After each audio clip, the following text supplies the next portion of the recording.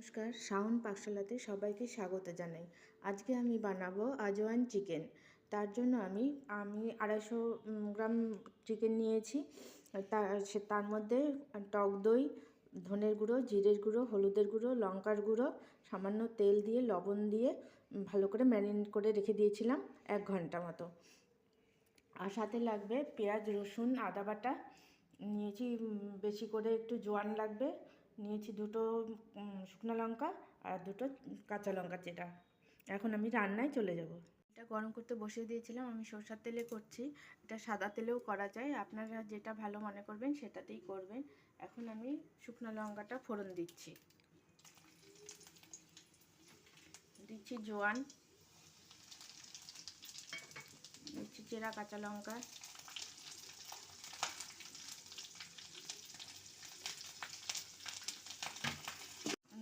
ফোড়নটার থেকে ভালো গন্ধ বেরোতে শুরু করেছে। এখন আমি চিকেনগুলো দিয়ে দেব।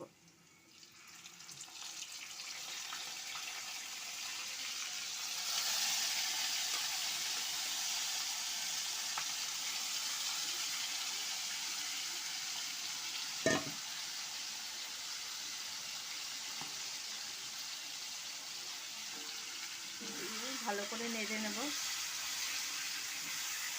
তেলের মধ্যে নিয়ে একটু ভালো মতো ফ্রাই করে নেব, তাহলে চিকেনের যে একটা গন্ধ থাকে, উগ্র গন্ধ, সেটা চলে যাবে।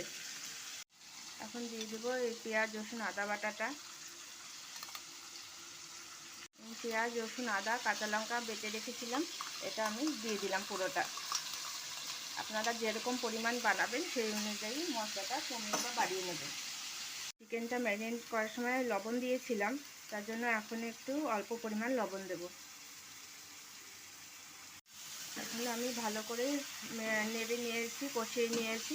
এখন আমি অল্প সামান্য জল দিয়ে আঁচটা মিডিয়ামে রেখে ঢাকা দিয়ে দেবো। যেটার মধ্যে চিকেনটাকে ম্যারিনেট করে রেখেছিলাম সেটার মধ্যে একটু মশলা ছিল, ওটার মধ্যে আমি জলটা দিয়ে এখন আমি জলটা দিয়ে দিচ্ছি।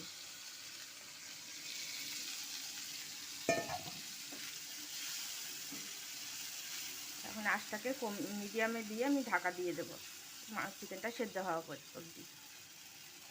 এখন আমি একটু কাশ্মীরি মির্চ দিয়ে দিচ্ছি, এতে রঙটা ভালো আসে রান্নায়।